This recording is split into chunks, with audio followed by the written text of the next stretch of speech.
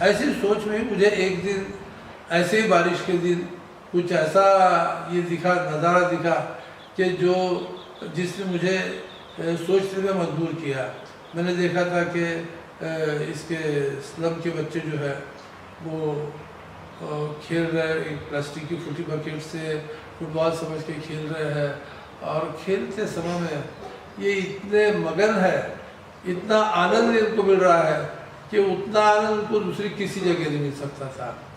Plus उस दरम्यान किसी ने ना तो सिगरेट पी थी, ना किसी ने शराब पी थी, ना किसी ने चोरी की थी। यानी कि उनके लाइफ में जब वो 24 घंटे का जो उनका स्पैन है, उसमें से जितनी देर वो वहाँ ग्राउंड पे थे, उतनी देर वो एक तो बहुत अच्छा आनंद ले रहे थे, दुनिया के तकलीफों से दूर थे, बुरी आदतों से दूर थे। मुझे यही एक मिशन मिला कि मैं इनको क्यों ना यही बात मैं मिशन के रूप में लूँ कि इनके जीवन में ये 2 घंटे का आनंद देने के लिए मैं इनको फुटबॉल दूँ, या इनको किसी तरह से ग्राउंड पे लाऊं, ताकि ये उतनी देर इन बातों से दूर रहेंगे। क्योंकि इन्हीं बच्चों को मैं रोज़ देखा करता था कि मेरा जहाँ वर्किंग ये था, प्लेस था हिस्लॉप कॉलेज, उसके बाजू में एक बस स्टैंड था। उस बस स्टैंड में ये लोग वहाँ से जाके किसी पैसेंजर का पिक पॉकेटिंग करते थे, किसी की बैग उठाते थे, यानी कुछ ना कुछ सामान उठाते थे, चुराते थे ना। वो लाके फिर मेरे कॉलेज के ग्राउंड के एक कॉर्नर में उधर आड़े में उसको फोड़ते थे, उसमें से जो उनके काम की चीज़ें वो लेते थे, बाकी फेंक देते थे, तो दूसरों का नुकसान होता था उससे। और उस समय फिर मैंने उनसे पूछा कि क्या आप फुटबॉल खेलोगे? तो वो तो बड़े खुश हो गए, बिल्कुल खेलेंगे। उनको एक फुटबॉल ले जाके दिया, मैच खेलने की बात की तो नेचुरल है दूसरी टीम भी चाहिए थी कि एक टीम से तो नहीं होना है, दूसरी टीम को ढूंढा, उनको भी फुटबॉल दिया, उनको मेरे कॉलेज के ग्राउंड पे बुलाया, और ये मेरे स्लम सॉकर की शुरुआत है।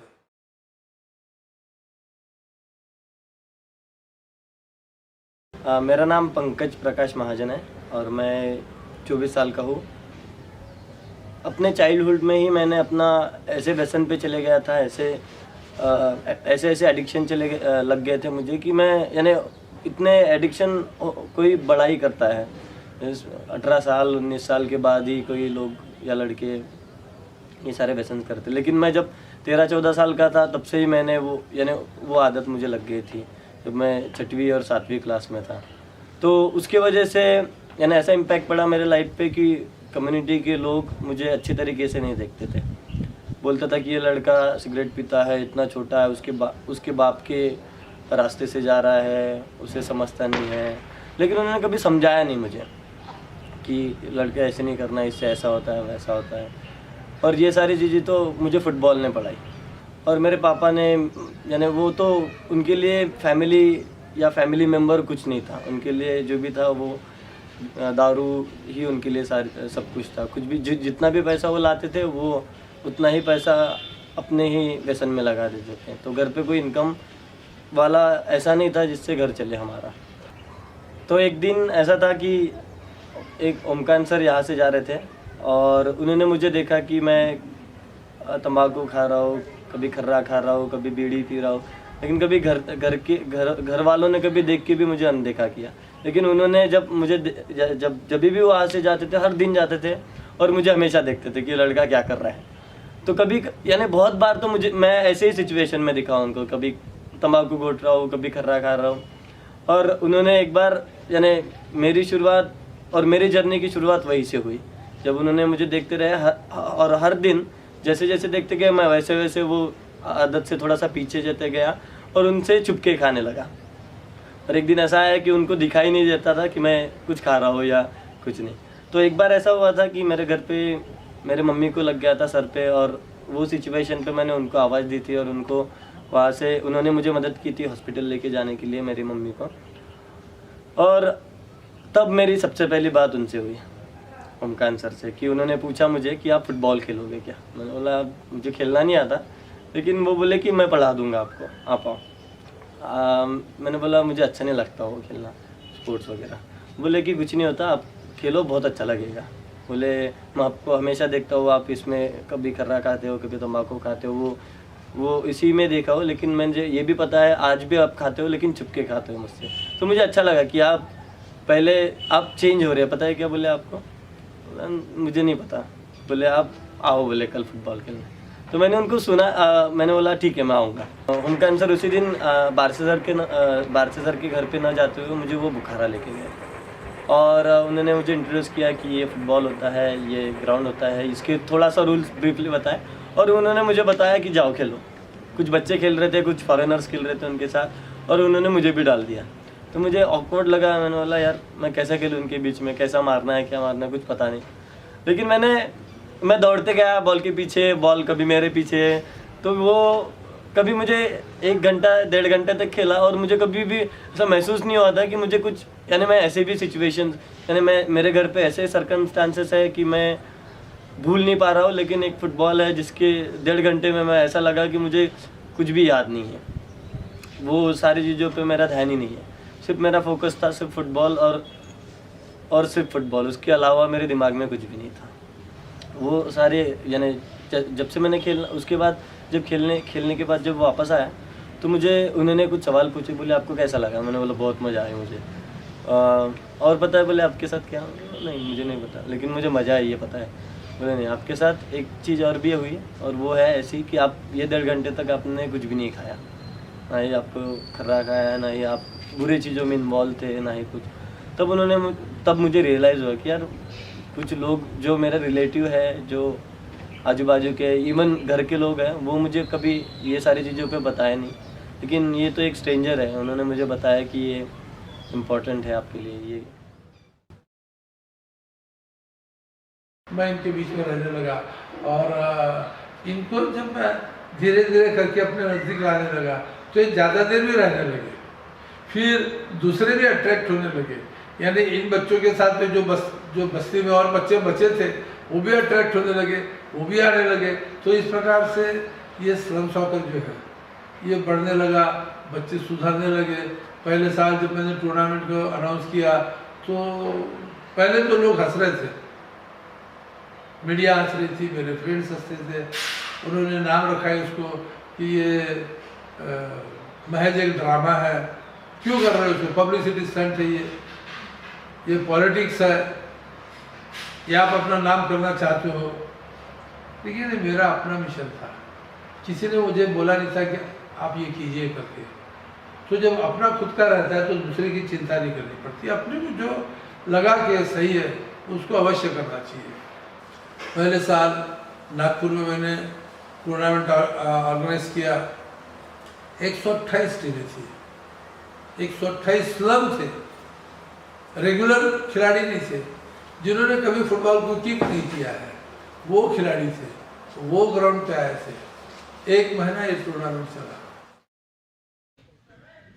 तो मैंने फ़ुटबॉल खेलना 2010 से स्टार्ट किया था और वहाँ से लेके मैं कंटिन्यू, जब से मुझे फ़ुटबॉल में लगा हुआ तो मैं रेगुलर फ़ुटबॉल खेलने लगा। वहाँ हर दिन जाता था, मैं पैदल जाता था कभी कभी, क्योंकि साइकिल नहीं थी हमारे पास और हम लोग अफोर्ड भी नहीं कर पाते थे, तो मैं पैदल ही जाता था वहाँ पर, और लेकिन हर दिन जाता था। तो हर दिन जाते जाते मुझे ऐसा लगा कि ओमकार सर, एक दिन हमारा ऐसे ही डिस्कशन चल रहा था और उन्होंने कुछ और पूछा मुझे कि आपको अभी कैसा लग रहा है, आप इम्प्रूव हो रहे हैं? मैंने बोला बहुत इम्प्रूव। अब बोले बहुत इम्प्रूव या आप बहुत ज़्यादा इम्प्रूव हो गए हैं बोले। तो जैसे जैसे कंटिन्यू खेलते गया तो कुछ ट्रेनिंग्स होते थे, यानी ऑन फील्ड भी ट्रेनिंग्स होते थे जहाँ पर लाइक ऐसे ही हेल्थ एंड हाइजीन के ऊपर बताया जाता था, कम्युनिकेशन पे बताया जाता था, एजुकेशन का इम्पोर्टेंस क्या है वो बताया जाता था।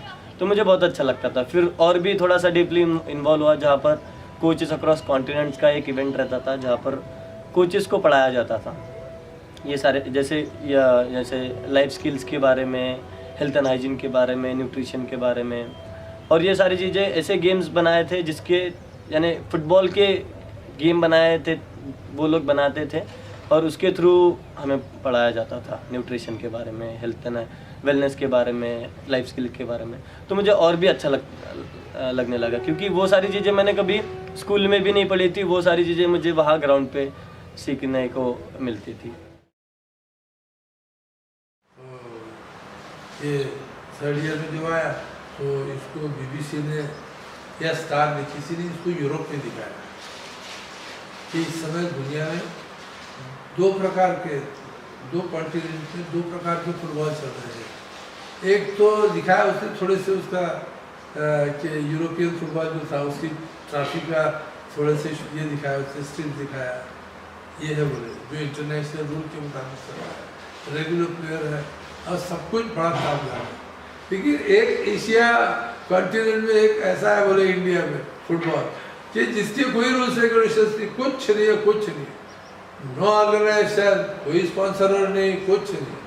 लेकिन एक आदमी इसका दम भरता है कि मैं ये फुटबॉल के थ्रू ये जो इसके पार्टिसिपेंट हैं इनकी पर्सनैलिटी चेंज करने की कोशिश करता हूँ। डेवलपमेंट थ्रू फुटबॉल के थ्रू इसको डेवलप करना चाहता हूँ और इसमें वो सक्सेस है। First year, second year national तक पहुँचा। कितने खिलाड़ी आए उसने उसका वो दिखाया था, वो शो दिखाया था, थोड़ा ज़्यादा दिखाया था। यूरोपियन का थोड़ा कुछ सेकंड का दिखाया, इसमें 2 मिनट दिखाया, लेकिन दिखाया। अब जब ये दिखाया तो उसी समय यूरोप में एक प्रॉब्लम यूरोपियन न्यूज़ एजेंसी भी सफ़र कर रही थी, फेस कर रही थी। द बिग इशू करके एक मैगजीन है जो यूरोप, साउथ अफ्रीका और ऑस्ट्रेलिया से निकल रहा है। तो वो बिग इशू के मालिकों के पास में ये प्रॉब्लम था कि इनके जो वेंडर्स हैं, ये वेंडर्स पेपर ले जाते हैं, मैगजीन ले जाते हैं, बेचते हैं, बेच के 3-4 दिन नहीं आते, हफ्ता नहीं आते, क्योंकि जो पैसा मिल गया तो ये ड्रग्स के लिए चले जाते हैं। यूरोप में अपने से ज़्यादा ड्रग्स है तो ये ड्रग्स पे चले जाते हैं ये लोग। उन्होंने सोचा कि क्यों ना ये करके देखे, फुटबॉल के थ्रू इनको क्यों ना ला के देखे एक जगह। लेकिन 2003 में उन्होंने भी वर्कआउट किया अपने वेंडर्स के लिए और अपने वेंडर्स को फिर यूरोप है फुटबॉल का कॉन्टिनेंट है, उन्होंने कुछ अच्छे रूल बनाए उसके लिए। यहाँ के रूल नहीं थे, उन्होंने अच्छे रूल बनाए कि भैया इसके पहले पार्टिसिपेंट के लिए कि ये पार्टिसिपेंट जो है ये स्लम की होनी चाहिए, होमलेस होनी चाहिए, या ये अपने छोटे पेपर, स्ट्रीट पेपर जो है उसके वेंडर्स होनी चाहिए, या तो ये किसी रिहेबिलिटेशन सेंटर है, जैसे ड्रग रिहेबिलिटेशन सेंटर होता है, नेचुरल कैलेमिटीज़ के रिहेबिलिटेशन सेंटर होते हैं, या वार अफेक्टेड होते हैं। तो ये जो इनके सेंटर्स हैं इन्हीं के रहने वालों के लिए टूर्नामेंट, बाकी जो रेगुलर है उनके लिए नहीं, अच्छे हैं उनके लिए नहीं, ये अफेक्टेड जो है इनके लिए टूर्नामेंट। उन्होंने ग्राउंड छोटा किया, 22x16 का ग्राउंड किया और फिर 22x16 के ग्राउंड पे करना है तो प्लेयर्स भी कम करने पड़ेंगे, तो उन्होंने प्लेयर भी कम कर दिए। प्लेयर 4 ही रखे, 1 गोलकीपर और 3 फील्ड प्लेयर, ऐसे 4 इस साइड में 4 उस साइड। टाइम का ड्यूरेशन कम कर दिया, 7 minute, 7 minute first half, 1 minute change करने के लिए, नो ब्रेक, बिल्कुल कंटिन्यूशन में गेम चलेगा। तो टोटल 15 मिनट का गेम किया और ग्राउंड को छोटा किया, प्लेयर कम किए और उन्होंने 2003 से होमलेस वर्ल्ड कप का उसको नाम दिया और जो शुरू हुआ तो अभी तक होमलेस वर्ल्ड कप हर साल दुनिया की किसी न किसी अलग अलग कंट्रीज में होता है।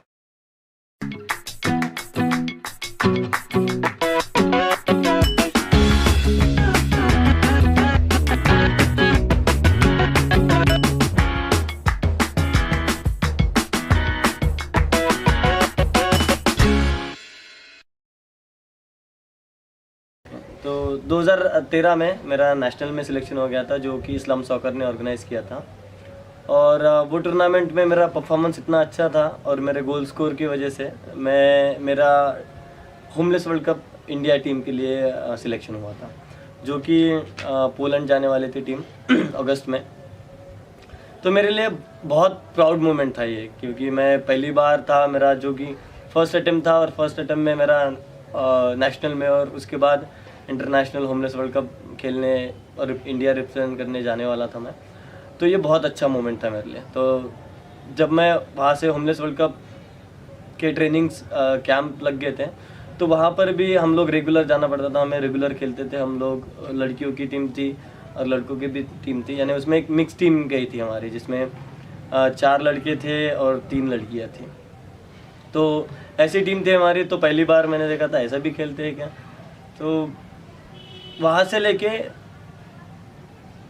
जब मैं पोलैंड गया था, और जब वहाँ पर मैंने सबसे पहले, क्योंकि मेरी जर्नी जो थी वो फ़्लाइट से थी और सबसे पहली बार मैं फ़्लाइट में बैठा था, तो बहुत अच्छा मोमेंट था मेरे लिए। वैसे भी लोग, यानी सबसे पहला तो जब मैं अंदर में बैठा, जब फ़्लाइट स्टार्ट हुई तब सबसे पहले डरा मैं, मतलब यार कैसा है, ये कैसा हो रहा है। तो जैसे जैसे आगे जाते गई, तो फ़्लाइट जब ऊपर गई थी तो मेरे दोस्त भी थे जो सभी के सभी पहली बार बैठे थे। तो ऐसे ऐसे हिल रही थी फ़्लाइट, ऐसे ऊपर नीचे साइड वेज से थोड़ा सा शेक हो रही थी। तो लोग, यानी जो यानी हमारे दोस्त भी थे, वो सब खड़े हो गए थे, ये क्या हो रहा है, क्या हो रहा है। तो ये ऐसे सिचुएशंस थे कि जहाँ पर मज़ा भी बहुत आया, लेकिन सीखने को भी सब कुछ मिला। मैंने बोला नॉर्मल इंसान ऐसा सोच ही नहीं सकता कि वो फ़्लाइट में बैठेगा, लेकिन मैंने सोचा तो कभी नहीं, लेकिन मैं तो बैठ गया। तो ये बहुत अच्छा था हमारे लिए। तो जब हम लोग पोलैंड में आए तो मैं बोला यार ये कैसी कंट्री है, सब तरफ यानी ऐसा क्लीन था, सारे तरफ डस्टबिन थी, साइकिल चलाते थे लोग ज़्यादा से ज़्यादा, गाड़ियाँ बहुत कम दिखती थी, नो यानी पोल्यूशन कुछ भी नहीं था, लोग फ्रेंडली थे, बात करते थे एक में से, कुछ भी प्रॉब्लम नहीं थी। तो और जब से टूर्नामेंट स्टार्ट हुआ, सबसे पहले दिन तो हमने ऐसा किया था, क्योंकि हम लोग 2 दिन पहले पहुंचे थे वहाँ पर, यानी वर्ल्ड कप स्टार्ट होने के 2 दिन पहले। तो हम लोग ऐसे 2 दिन हम लोग होटल में ही नहीं आए थे, तो ऐसे घूमते गए, हम घूमते गए। ओमकान सर भी थे हमारे साथ, जो कि अभिजीत सर देख रहे थे कि ये लड़के कहाँ गए, ये लड़के कहाँ गए। एक अमोल करके थे जो पुणे से थे, और एक मैं था। हम लोग 2 दिन हम लोग होटल पे ही नहीं आए थे, सिर्फ घूमते गए हम लोग, क्योंकि बहुत मज़ा आ रहा था हमें वहाँ।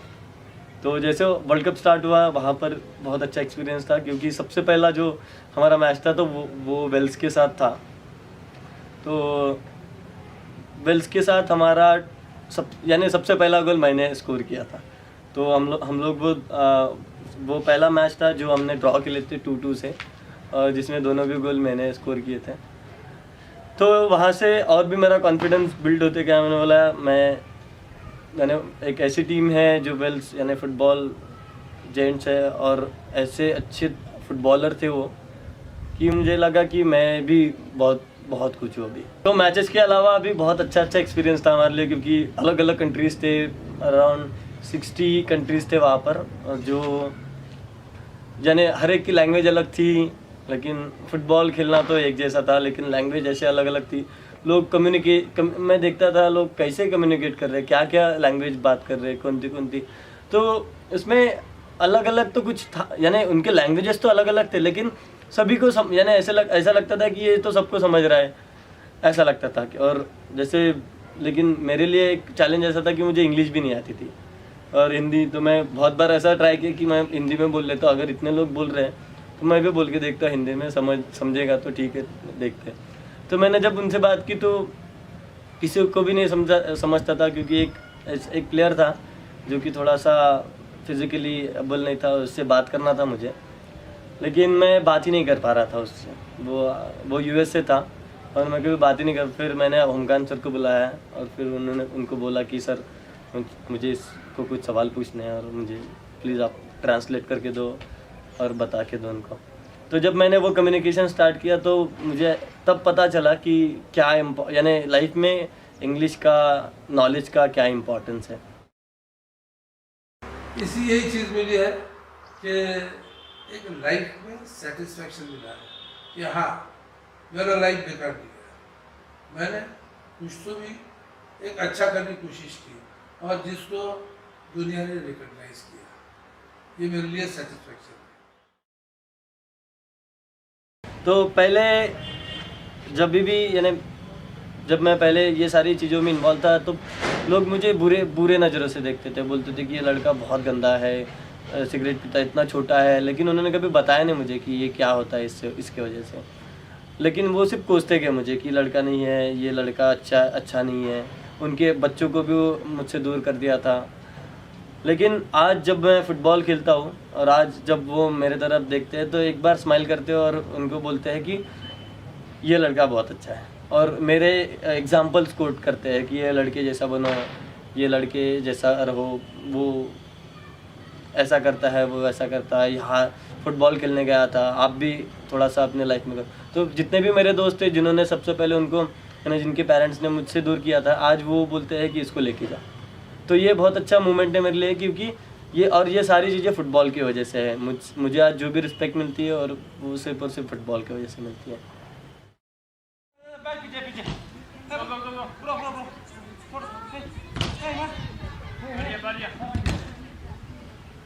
Stop.